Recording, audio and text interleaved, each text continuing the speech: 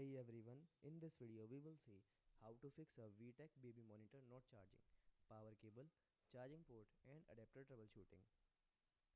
Fix 1 is check the power cable. Unplug the charging cable from the monitor and power adapter, then check the cable for cuts, bends or damage.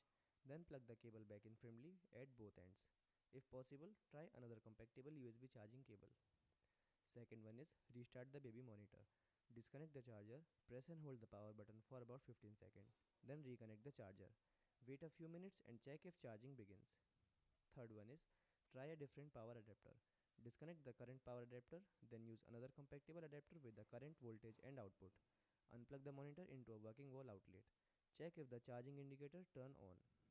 Fourth one is charge the monitor for 30 minutes. Connect the baby monitor to the charger, then leave it plugged in for at least 30 minutes without turning it on.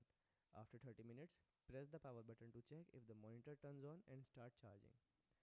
Fifth one is check for a loose charging port.